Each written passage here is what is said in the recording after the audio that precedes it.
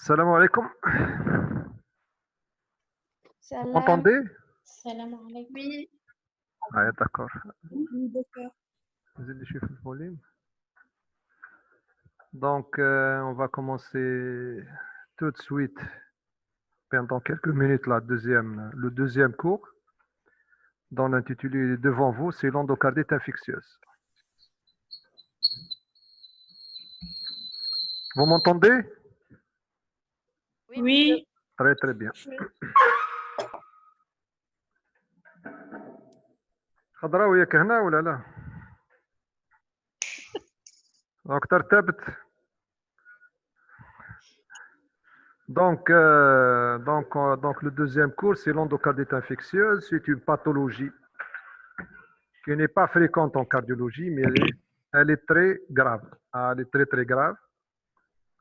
Le diagnostic, il est facile en quelque sorte.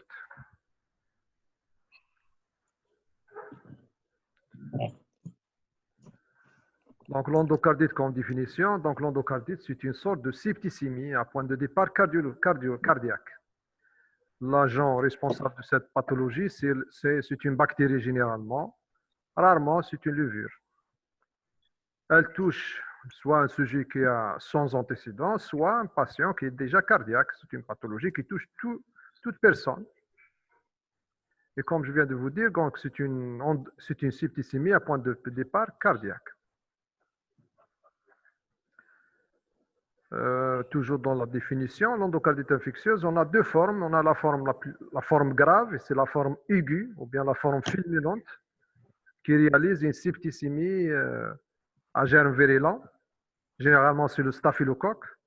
Elle touche un cœur ou bien un patient qui est sans antécédent, qui n'est pas connu cardiaque. Les lésions sont, parce que c'est la forme grave, les lésions sont très méthylantes avec des pertes de substances valvulaires et atteintes destructives au niveau cardiaque ou bien périphérique.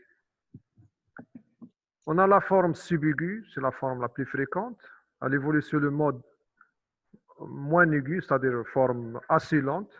Le germe, c'est le streptocoque. Il est moins virulent que le précédent. Elle touche un patient déjà connu cardiaque, c'est-à-dire qu'il a une cardiopathie préexistante.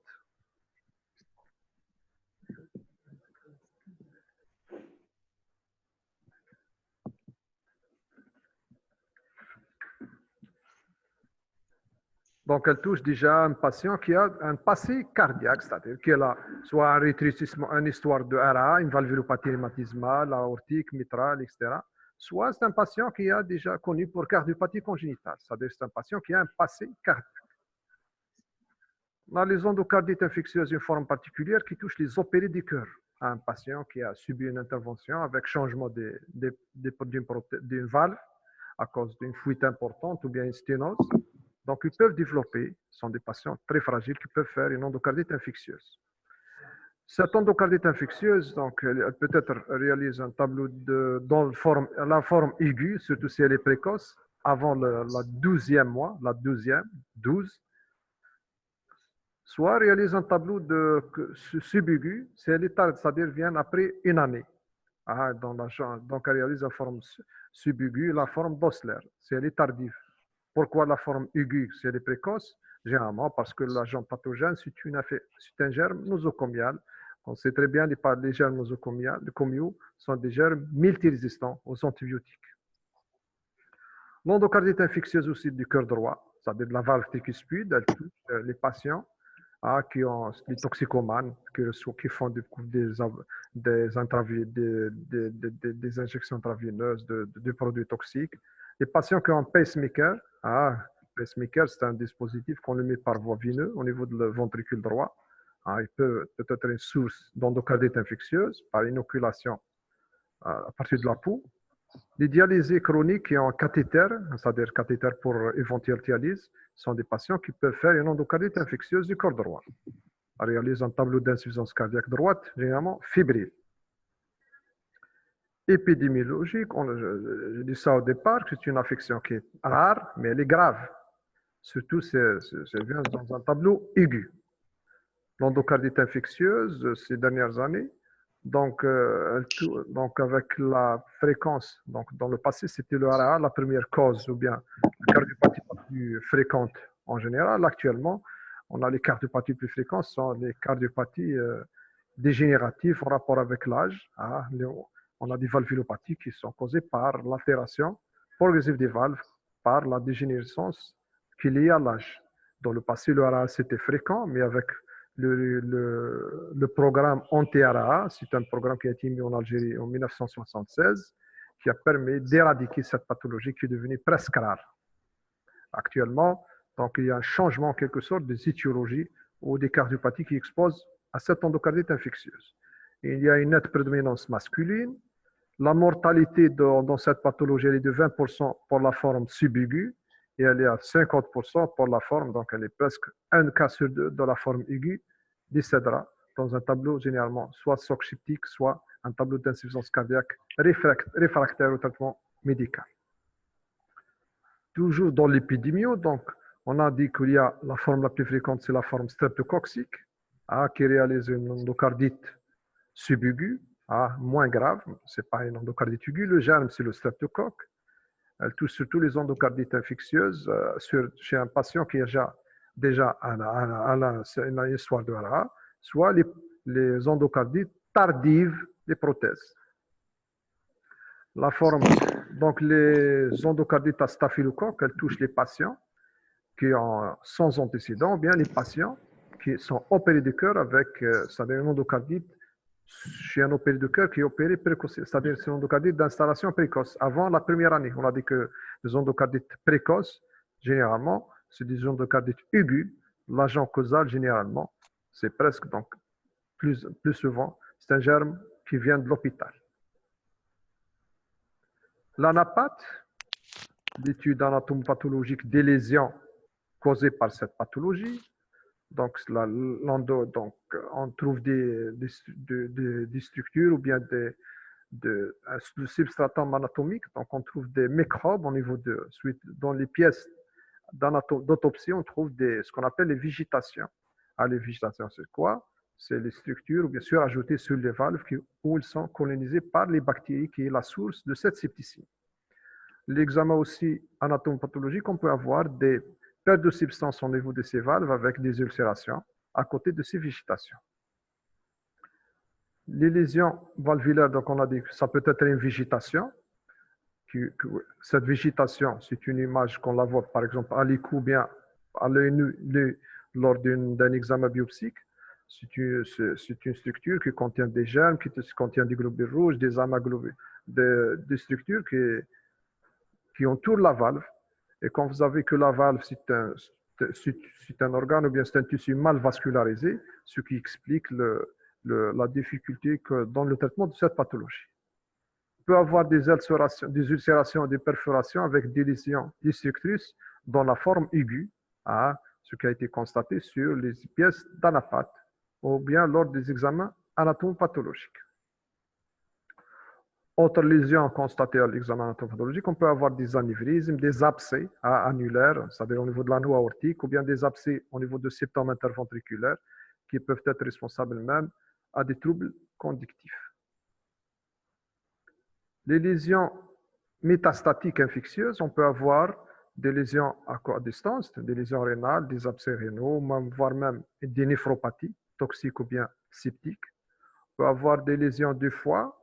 Tout ça, c'est les localisations métastatiques de cette septicémie.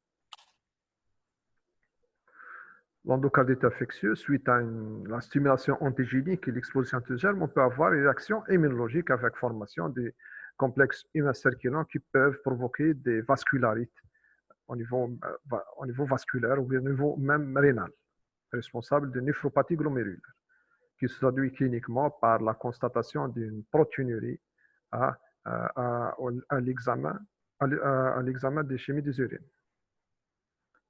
La clinique de l'endocardite infectieuse, c'est comme toute septicémie, l'examen clinique, il est important. Pourquoi?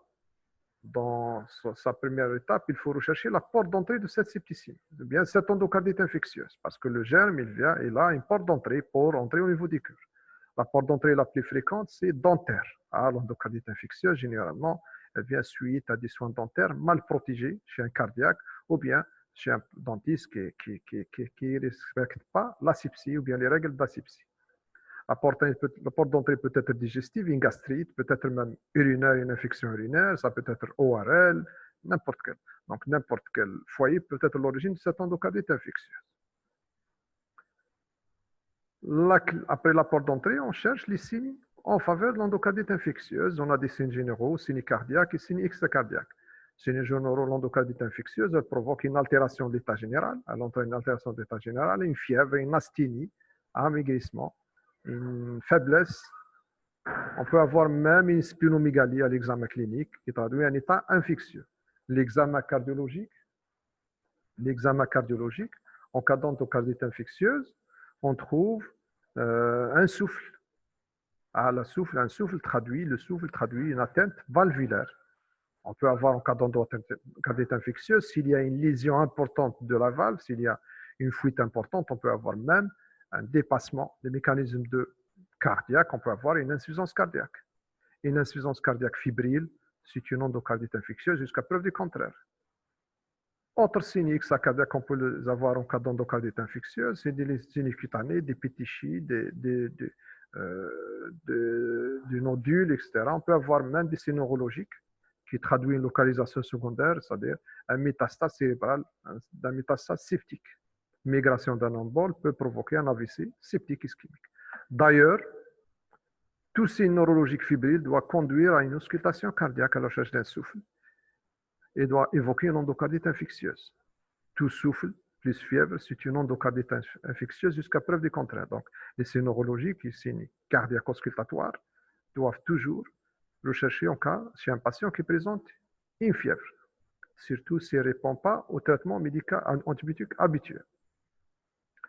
La forme aiguë de l'endocardite infectieuse, on a dit qu'il y a deux formes. Une forme aiguë, où la fièvre elle est importante et elle est présente dans 96% des cas. Elle rebelle au traitement anti-inflammatoire et antibiotique, à différencier à la forme subaiguë où la température elle est latente, elle n'est pas importante, et elles peuvent être même cachées ou bien décapitées par la prise d'antibiotiques, ce qui retarde le diagnostic. À côté de la fièvre, il faut rechercher toujours une splénomégalie, surtout dans la forme chronique, rechercher des signes cutanés. Signes cutanés qu'on peut les avoir.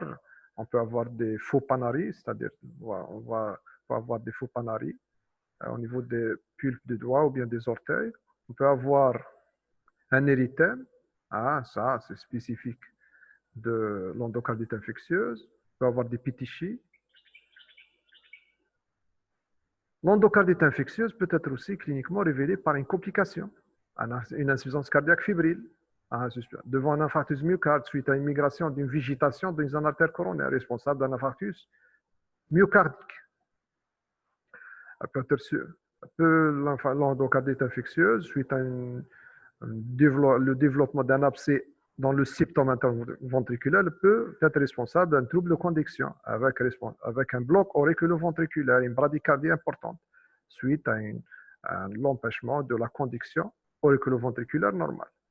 L'endocardite elle peut entraîner des infections de voisinage, à savoir une péricardite, comme elle peut provoquer la formation des abcès intracardiaques, voire des myocardites. L'endocardite infectieuse peut être révélée par un AVC. Un AVC fébrile, c'est une endocardite infectieuse. Il doit nous conduire à faire une auscultation à la recherche d'un souffle qui permet de faire rapidement un examen paraclinique pour confirmer cette pathologie. L'endocardite infectieuse peut provoquer aussi des complications rénales suite à une migration d'un embole septique, soit par les circulants humains le corps humain circulant, c'est-à-dire le CUC, ça peut provoquer des néphropathies interstitielles et néphropathies immunologiques. Doit être recherché systématiquement par examen chimie des urines. Autre complication aussi, qui est fréquente aussi dans le cas infectieux, c'est les infarctus spléniques, des infarctus suite à une migration septique, les embolies périphériques, artérielles, pulmonaires, etc., et les complications osseo-articulaires. Osseo-articulaires, soit septiques, soit aseptiques. Voilà un schéma qui montre à peu près qu'est-ce que l'endocardite peut entraîner. Donc, elle peut entraîner l'AVC, elle peut provoquer l'infarctus, l'insuffisance cardiaque, l'infarctus splénique, la complication rénale et osseo-articulaire et cutanée. Le diagnostic paraclinique de l'endocardite infectieuse, donc c'est une septicémie. Donc, l'examen clé, le premier examen clé, on a deux examens clés. On a l'hémoculture. L'hémoculture qui permet la mise en évidence du germe en cause et elle permet de traiter ou bien de tester les différents antibiotiques pour diriger notre conduite à tenir thérapeutique.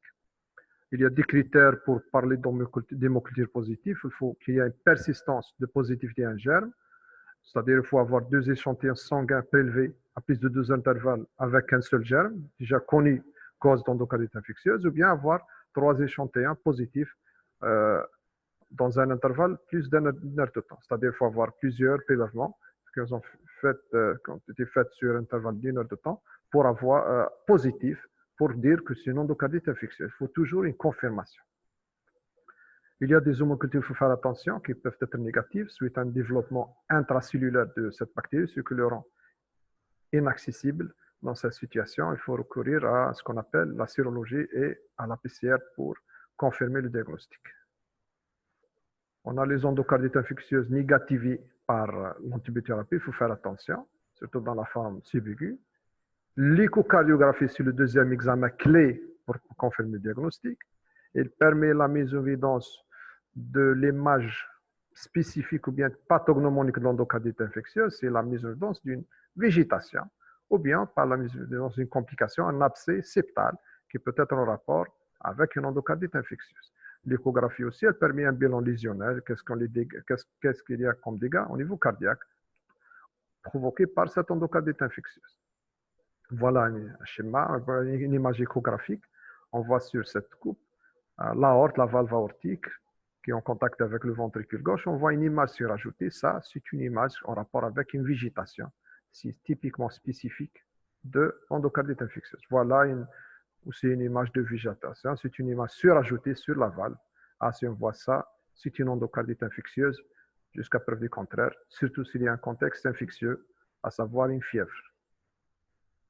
L'échographie, on a deux types d'échographie. On a l'échographie transthoracique et l'échographie qu'on l'a fait par voie orale, c'est-à-dire on fait introduire la sonde par voie buccale, c'est-à-dire on appelle ça le tuyau, l'échographie transœsophagienne.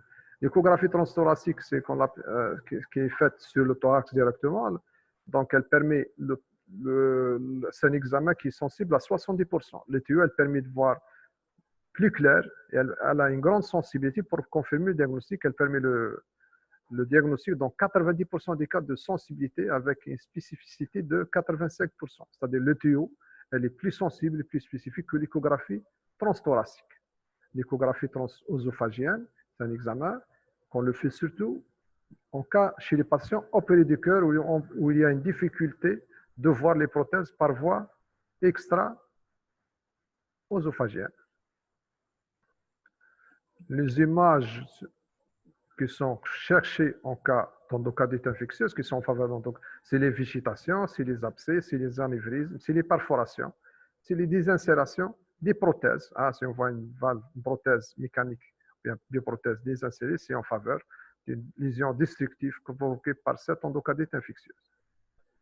L'échocardiographie permet de rechercher une complication, un abcès ou bien un anévrisme, bien une perforation.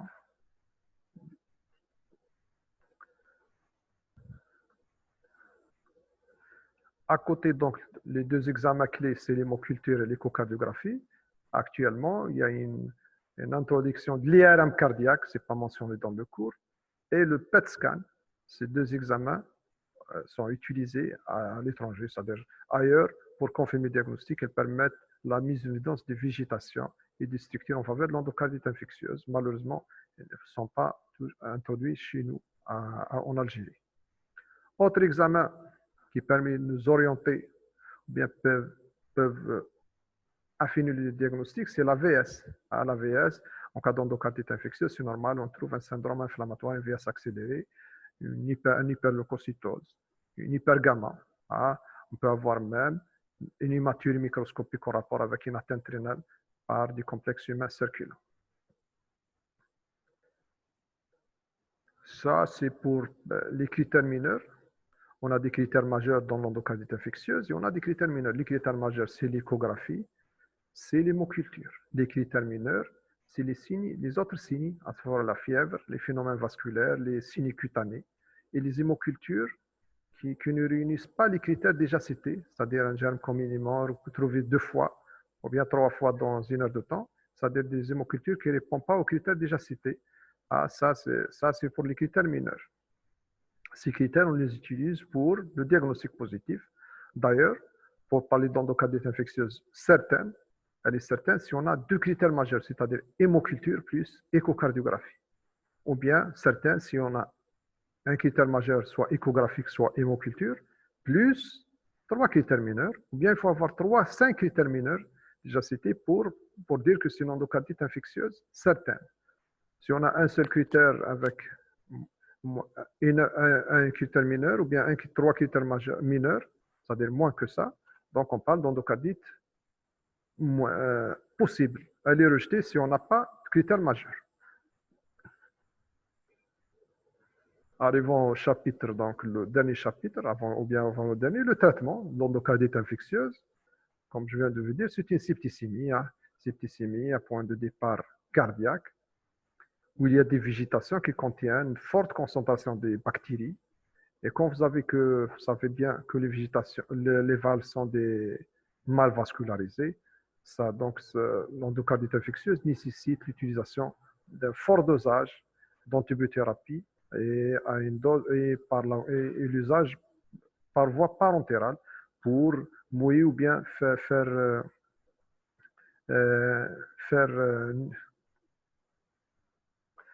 noyer le microbe ou bien la bactérie par l'antibiotique. Donc, c'est le traitement de l'endocardite infectieuse, ce n'est pas le traitement de l'angine, 2 millions de pénicilline, mais en fin de compte, on peut aller jusqu'à 20 à 30 millions de pénicilline G par 24 heures. L'antibiothérapie, c'est normal, elle est en fonction de l'antibiogramme, mais aussi on peut être orienté par la porte d'entrée. Si elle est dentaire, on utilise la pénig. Si elle est cutanée, on utilise l'oxacilline ou bien un antistaph. Donc la porte d'entrée, elle peut te guider dans le choix d'antibiotiques en attendant les résultats des hémocultures et le test par les antibiogrammes. Ce n'est pas la peine cette question, de chaque fois je me pose cette question, est-ce qu'on apprend les antibiotiques et les doses? Ce n'est pas la peine. Si vous êtes au service, vous pouvez, on sait très bien la pénie, c'est pour le streptocoque, l'oxacilline ou bien c'est pour le staphylocoque. S'il y a une résistance ou bien une forme grave, il faut utiliser la vancomycine. La vancomycine, c'est un glycopeptide, c'est un antibiotique de la famille des glycopeptides. Donc, quel que soit l'antibiotique utilisé, il faut toujours associer avec la gentamicine. C'est une septicémie, donc c'est la bithérapie. C'est un traitement, en fin de compte, de 4 à 6 semaines. C'est un traitement de 4 à 6 semaines. On utilise l'antibiotique en fonction de germes en cause. Donc, ce n'est pas la peine de... le traitement antibiotique, donc, c'est un traitement de 6 semaines. Cependant, une surveillance rigoureuse de patients nécessaire à la recherche des complications. Ce traitement devait être efficace. S'il n'y a pas de réponse, il faut penser à la chirurgie. Parce que l'antibiotique ne détruit pas le germe dans 10 jours ou bien dans 7 jours. Il faut envoyer le malade pour faire une stérilisation chirurgicale. Quelles sont les indications à la chirurgie? Vous avez un patient, vous avez mis ce traitement antibiotique. Il faut voir s'il développe une insuffisance cardiaque et qu'il ne répond pas aux diurétiques, au régime, aux UC, il faut corriger par chirurgie. S'il a une fièvre plus de 7 jours sous antibiotique, on est sûr qu'il n'y a pas de passage, il n'y a pas d'action de cet antibiotique malgré, c'est-à-dire l'antibiotique, il n'arrive pas en quantité suffisante aux germes, donc il faut penser à faire un lavage ou bien à faire une stérilisation mécanique. L'indication anatomique, si vous avez une végétation importante, plus de 15 mm, on est sûr que l'antibiotique ne va rien faire. Il faut rapidement enlever cette végétation et envoyer la malade vers la chirurgie. Ça, c'est les dernières indications. C'est les dernières indications de la chirurgie cardiaque en cas d'endocardite infectieuse. Donc, elle est indiquée en cas d'insuffisance cardiaque, choc cardiogénique, endocardite avec choc cardiogénique, il faut envoyer la chirurgie pour corriger le vice. S'il y a une fuite majeure, s'il y a une complication, une communication interventriculaire, une insuffisance mitrale, d'accord, une complication mécanique locale. Une cause infectieuse, c'est l'augmentation de la végétation malgré le traitement. Ça, c'est un signe de non-efficacité de traitement antibiotique. En cas d'absidation secondaire, en cas d'hémoculture, après 2 jours de traitement toujours positif, il faut envoyer le malade vers la chirurgie. S'il y a une endocardite fongique, champignon, l'antibiotique ne fait rien du tout ici, il faut envoyer le malade vers la chirurgie. La prévention des accidents emboliques, donc une végétation, si elle est plus de 15 mm, il y a un risque de détachement. Il y a le risque de faire un accident embolique, il risque de faire un AVC, ou bien si elle est supérieure à 15 mm, il faut opérer. Si elle est supérieure à 10 avec une complication, si elle fait déjà AVC avec 10, et si elle est supérieure à 10, il faut faire une XRS chirurgicale de cette végétation, parce que si elle fait un autre AVC, donc c'est le décès de malade. Toujours dans le traitement, donc on a parlé de traitement curatif, c'est le traitement antibiotique, traitement chirurgical, et il n'y a pas mieux que la prévention et l'antibioprophylaxie. C'est quoi l'antibioprophylaxie? On a dit que l'endocardite infectieuse, il y a 2 formes, c'est surtout la forme chronique qui est plus fréquente, la forme subaiguë. Subaiguë, il touche les patients déjà fragiles. On va voir quels sont ces patients. Ces patients, c'est-à-dire, qu'est-ce qu'il faut faire de ces patients fragiles? Il faut lui donner des antibiotiques en cas de gestes à risque. Quels sont les gestes à risque? Par exemple, les soins dentaires. Les soins dentaires, il faut un patient qui a un ARAA ou bien, on va voir une valvulopathie ou bien une cardiopathie congénitale, il faut lui donner de l'amoxicilline 3 grammes 1 heure avant les soins. S'il y a une allergie à l'amoxicilline, il faut la donner la rofamicine. S'il y a un geste où il y a une anesthésie générale, par exemple fibroscopie, etc., il faut utiliser la voie intravineuse. On donne l'amoxicilline. S'il y a une allergie, on donne la vancomycine. Quelles sont les situations où il faut faire cette antibioprophylaxie chez les patients? Ça, c'est les patients à haut risque. C'est les prothèses valvulaires. C'est les patients qui ont une cardiopathie cyanogène non opérée. C'est les patients qui ont un antécédent d'endocardite infectieuse. Ça, il ne faut pas jouer avec eux. Il faut toujours faire la prophylaxie. À degré moindre, les valvulopathies, sauf l'RM, le rétrécissement mitral, il faut faire AIM, insuffisance mitrale, insuffisance aortique, rétrécissement aortique. Il faut faire la prophylaxie. La bicuspidie aortique, c'est une cardiopathie congénitale. On n'a pas 3 valves, on a 2 valves, on appelle ça bicuspidie aortique. Il y a uniquement 2 cuspes aortiques. C'est une cause, c'est une cardiopathie qui est à risque d'endocardite infectieuse. Les cardiopathies cyanogènes, non cyanogènes, sauf la CIA. La CIA, on peut ne pas faire la prophylaxie. La CMH, ça, c'est des cardiopathies à degré moindre de faire une endocardite infectieuse. Pour conclure, donc, on va terminer notre cours. L'endocardite infectieuse, c'est une cardiopathie à risque. Il faut faire attention aux cardiopathes à risque, c'est-à-dire les patients qui ont un passé, une valvulopathie, antécédent d'ARA, cardiopathie congénitale oncologique. Il faut faire attention. C'est le rôle de l'antibioprophylaxie. Il faut suspecter toujours l'endocardite infectieuse, surtout s'il y a une fièvre qui souffle ou bien un AVC fébrile chez un patient cardiaque. Le rôle de la prévention et la prophylaxie est très important pour éviter cette pathologie grave. Merci pour votre attention. Merci, Hakim. Allez, bon courage. Demain, vous aurez un cours avec Dr. Ouissi, normalement, et professeur Medmerzoug à l'après-midi. D'accord. Bonne fin de journée, Hakim. Merci. Merci, Hakim.